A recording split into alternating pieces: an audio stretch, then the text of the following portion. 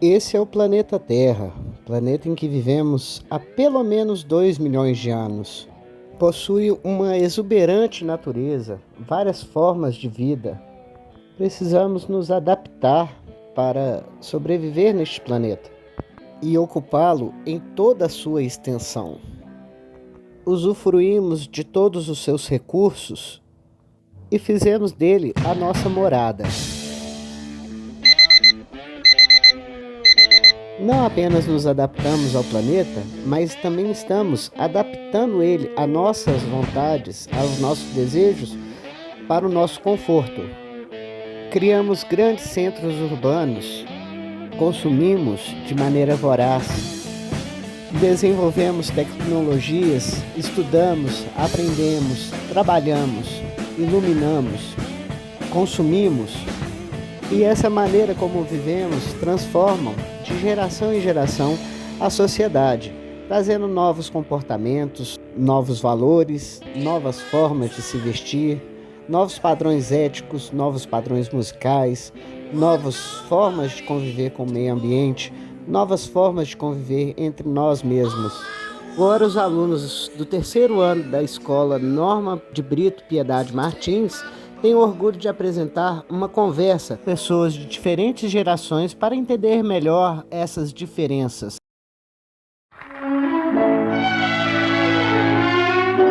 Da senhora, idade? Maria Gorete Borges de Souza Santos, 70 anos. Seguinte, vamos lá. Quando a senhora estava em época de adolescência, o que a senhora costumava fazer? Na adolescência, Aham. namorar, estudar, assim, quantos anos mais ou menos?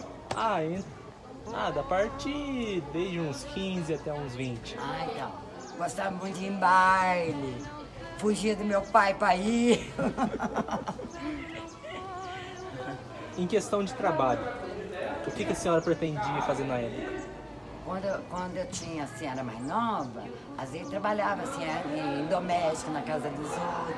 Depois eu comecei a entrar em escola e sou cozinheira. Como a senhora, era a relação da senhora com a família? É bem, minha família, a gente combina muito bem. Meus irmãos, eu não tenho pai nem mãe, mas que já faleceram. Mas com meus irmãos a gente combina muito bem. Certo. Em questão de patrimônio, como a senhora aprendeu sobre o dinheiro, a juntar, a manter? Eu aprendi muito com meu pai, com a minha mãe, entendeu? Uhum. Aí quando eu comecei a trabalhar, minha mãe falava que a gente não podia, assim, gastar tudo. Tinha que guardar um pouco, que às vezes uma hora precisava, não tinha. Então a gente aprendeu isso com a minha mãe e meu pai, explicar as coisas. Certo. Como a senhora, na época, achava que seria o futuro, os dias de hoje? Eu pensava que ia ser, assim, bom, entendeu? Eu achava que seria. Em relacionamento, namorado, essas coisas? Eu namorei bem quando era mais nova. Hoje eu sou casada, faz 40 anos que eu sou casada. Combino muito bem com meu marido, graças a Deus. A gente vive bem na minha casa. Tenho um casal de filhos, já sou avó. Entendi. A senhora, quando a senhora era adolescente, como se diz, tudo que a senhora queria na época, a senhora realizou hoje? Mais ou menos. Quando eu era adolescente, meu pai era uma pessoa muito boa, muito trabalhador, mas antigamente era muito difícil as coisas, né? Mas o que ele podia dar pra gente, ele dava. Certo. Obrigadão. Nada. Durante os anos dourados, as famílias se reuniam em torno do rádio para ouvir a voz do Brasil. As televisões começam a chegar e entrar nos lares brasileiros. Os jornais traziam notícias, mas poucos no Brasil sabiam ler. A educação não era uma realidade tão acessível. As musas eram bastante diferentes, principalmente estereotipos americanos. O ideal de beleza tinha formas mais arredondadas. A forma de se vestir era mais recatada e discreta. Os homens eram mais másculos. O mundo vivia a era de ouro da televisão. E através dela poderiam assistir suas bandas preferidas de rock e seus novos ideais de consumo, ou o surgimento de uma nova rainha. As donas de casa com suas numerosas famílias passavam a sonhar com eletrodomésticos que viriam a facilitar seu dia a dia. O Brasil oficialmente ganha seu primeiro canal de televisão, a TV Tupi. E com a televisão, a primeira paixão nacional do brasileiro. Neste período surge a Petrobras. O povo lamenta o suicídio de seu primeiro ditador, surgindo a promessa de desenvolvimento de 50 anos em apenas 5. As músicas mais ouvidas no Brasil eram fruto da criatividade do pessoal da Bossa Nova, que contava com imponentes vozes femininas. O dinheiro brasileiro tinha essa cara, e muitos se divertiam com as fotonovelas, disponíveis em qualquer banca de jornal. E agora os alunos da Escola Estadual Professora Norma de Brito Piedade Martins trazem um bate-papo com uma pessoa, um cidadão da cidade de Eloy Mendes que nasceu nesse período.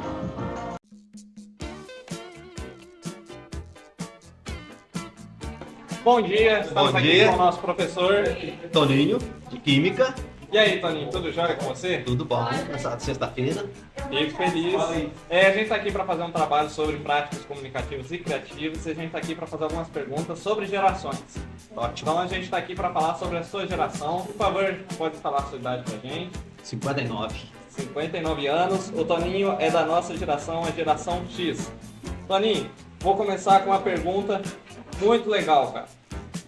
Vou falar sobre lazer. Quais eram as suas atividades de lazer favoritas durante a juventude? Você que é um cara aí, passou muito tempo com as mulheres, se divertiu bastante. Como é que você se divertia? Fala pra nós aí. Bom, a diferença da época minha de agora é que a tecnologia antiga não tinha tecnologia. Então a gente brincava, como se diz assim, entre pessoas. Você comunicava muito, mas muito. Então a brincadeira era sempre com gente. Você conversava muito, você se interagia demais. E na época a gente inventava. Então essas brincadeirinhas assim de bola, de que rei sou eu. Então tinha umas brincadeirinhas muito interessantes e tinha muito respeito também. Então o que eu vejo entre as brincadeiras do passado, que se respeitava muito. Então era muito gostoso, você conseguia brincar legal, na rua, na casa dos vizinhos. Então você interagia muito, a gente ia nas casas dos vizinhos, eu conhecia praticamente os vizinhos toda a minha rua. As crianças, e era bastante criança, então você tinha essa interação, uma interação que era gostosa. Agora vamos falar sobre relacionamentos, Toninho. Como foram seus relacionamentos, tanto amorosos, familiares e de amigos?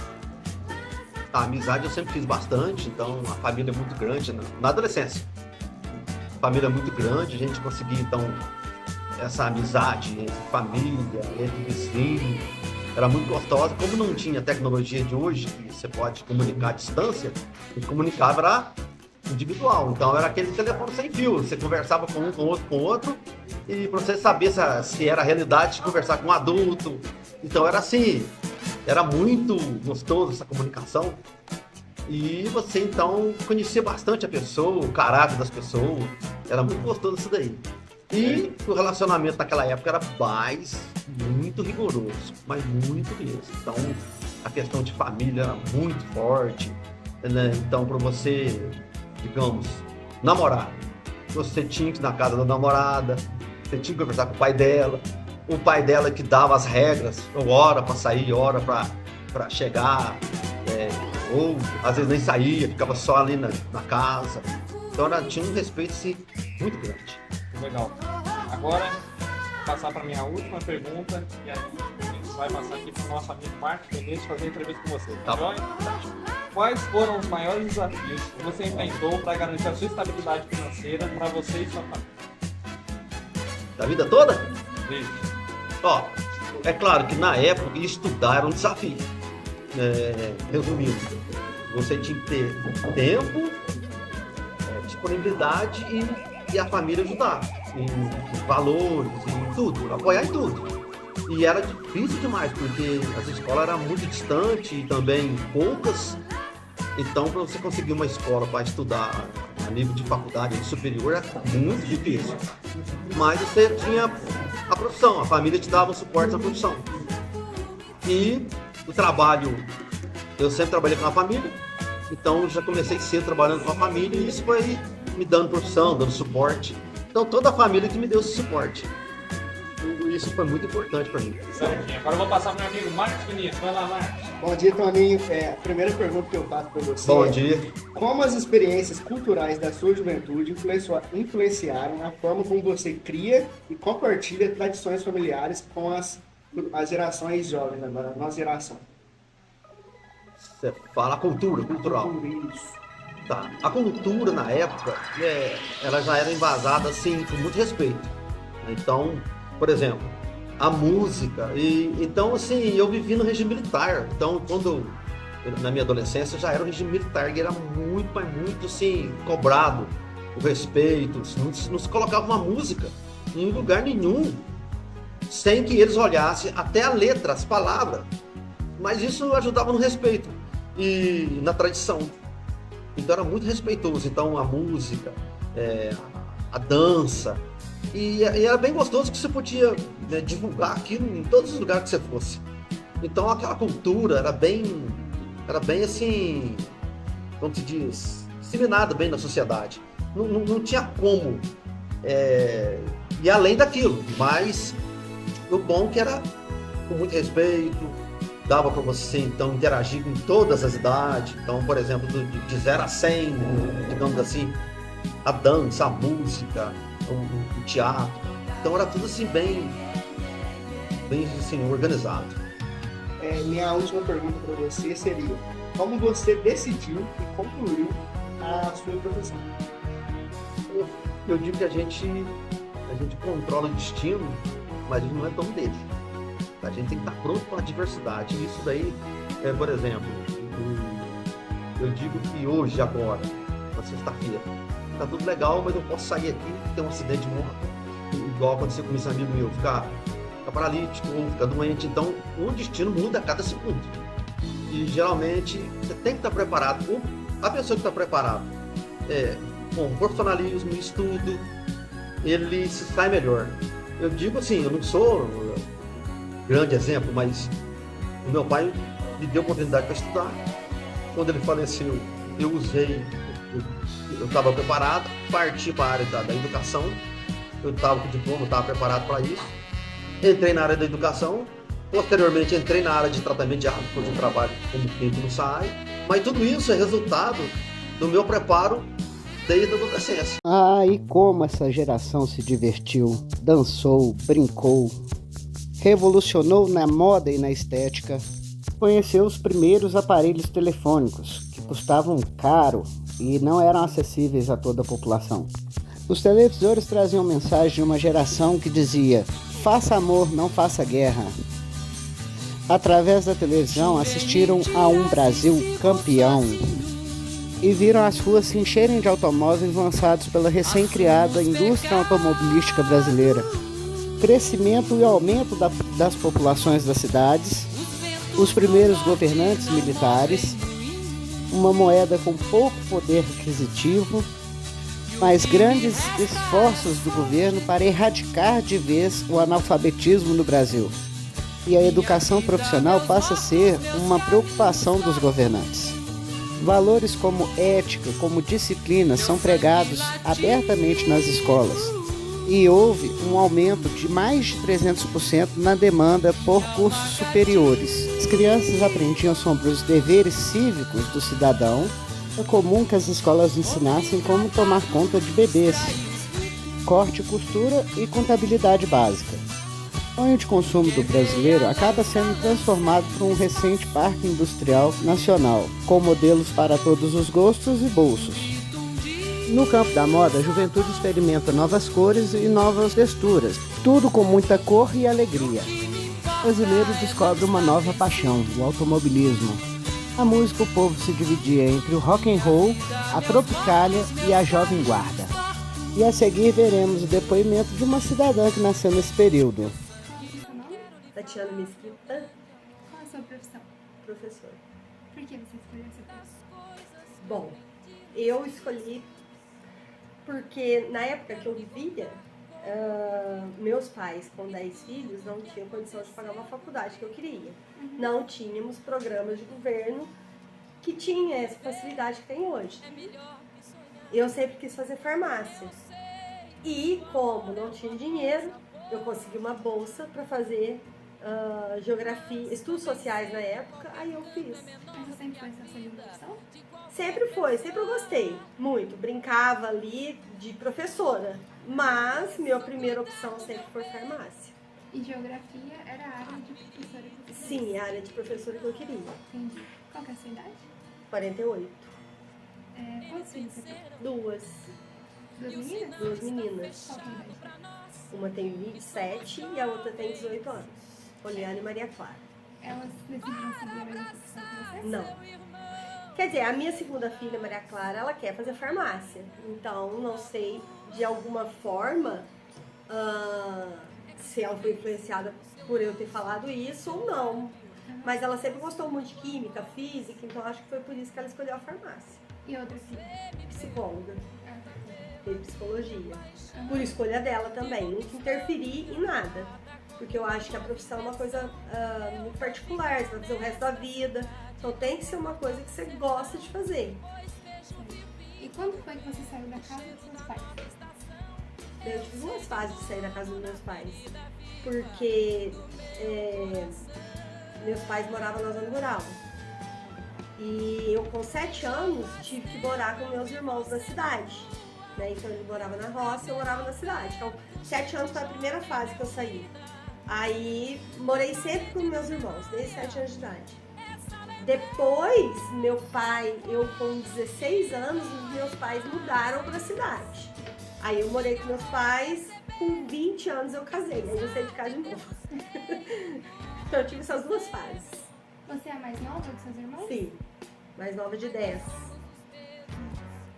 Como foi começar no mercado de trabalho depois da faculdade? Depois da faculdade, eu me formei em 96, só que eu fui trabalhar só em 96, eu fui trabalhar em 2018, que aí eu comecei a sentir a necessidade de trabalhar, porque eu ficava só em casa mesmo, cuidando das filhas. Ah, tá. E quando você teve sua filha? Eu com 20, a primeira. E antes você trabalhava? Não, ficava só em casa, ficava em casa, não trabalhava em lugar algum, até porque o mercado de trabalho era muito restrito na minha época de trabalho, que arrumava para trabalhar, né? A gente tinha que ter 18 anos, não podia trabalhar muito nova. Foi uma transição que teve, né? Que eles estavam proibindo menores de 14 anos ou de 14 a 18 trabalharem. Então foi bem difícil, eu fiquei em casa mesmo. Qual que foi o ponto alto da sua vida que você considera assim? Ponto alto da minha vida. Acho que foi quando eu casei. Foi quando eu casei porque minha mãe era muito brava, meu pai era muito bravo, eu mesmo morando longe deles, eu respeitava muito. Tipo, eu tinha 16 anos, eu comecei a sair com 15 anos. Naquela época era muito assim, né? Sair com 15 anos de idade. Começar a namorar com 15 anos depois dos 15 anos de idade. Então, eu comecei a sair de casa e meus pais eram muito bravos. Minha mãe, pra você ter uma ideia, ela ficava na roça. E eu saía de casa e eu tinha horário para chegar, mesmo ela não estando em casa, eu chegava no horário. Meia-noite eu tinha que estar dentro de casa. E se eu não chegasse, ela sabia. Vizinhos, de certo, né? Aí casei, foi meu ponto alto, porque aí eu comecei a ser independente, né? Comecei a construir a vida com meu marido, então foi meu ponto alto. Não foi nem minha formatura, foi meu ponto alto, foi sair de casa para casar. E você disse que seu marido foi o ponto alto, né? E quando você conheceu ele, como? Bom, meu marido, eu estudei com ele, ria dele horrores, sabe? Aí um dia, sei lá, eu enxerguei ele. Depois de um tempo, eu tinha 19 para 20 anos, eu namorei, noivei, casei em 1 ano. Conheci ele, começamos a namorar, namoramos 1 ano e casei. Muito. Fazem 28 anos que eu sou casada. E qual que era o seu sonho de infância? Pra sua vida? A vida que você sonhava? Pra minha vida, que eu sonhava? Uhum. Ai, meu sonho de infância era formar, morar fora, viver uma outra vida daquele mundinho, porque o mundo era muito pequeno, né? A vida em sociedade, na época que a gente viveu, até antes de mim, era muito fechado, as pessoas tinham a cabeça muito fechada. Então o meu sonho era sair, estudar fora, ter uma vida independente, mas meus pais sempre me puliram e deixaram eu lá quietinha dentro de casa, pra ser igual a minha mãe, a esposa, a mãe. Então foi bem isso. Aproveitando essa parte, quais valores você trouxe dos seus pais e pretende levar para os seus filhos? Respeito, sem mentira. Eu dou a liberdade para minhas filhas, sempre dei a liberdade que eu não tive, para que elas soubessem hoje todos os conceitos de vida boa, de sem mentira, fazer o que pode, respeitar todo mundo. Então esses são os valores. Meu pai sempre me ensinou isso: respeito, não mentir, respeitar o próximo, principalmente no lugar que a gente tá, sempre. E você gosta de fazer parte da sua geração? Gosto. Minha geração a gente dançava muito. Podia estar chovendo que eu saía pra dançar. Adoro dançar até hoje, sabe? Então eu gostei muito da minha época, porque tinha as danceterias, né? Tinha os barzinhos com música, então a gente gostava muito daquilo. Eu gostava muito daquilo. Eu saía mais pra dançar. Dava sexta-feira, eu já tava no clube, que lá na minha cidade era pequenininha, tinha um clube, todo mundo encontrava ali. Então era muito gostoso. Então, sua adolescência e a sua juventude... Não, na verdade não. Então, você aproveitou a sua adolescência mesmo com... Sim, eu aproveitei, desde as minhas privações, eu aproveitei a minha adolescência. Íamos pra praça, conversávamos, brincávamos, até de brincadeira bobinha na época, que era passar anel, cair no poço. Hoje ninguém nem sabe o que é isso, lógico. Mas a gente aproveitava, dentro das minhas restrições, eu aproveitava bastante. Obrigada. Obrigada.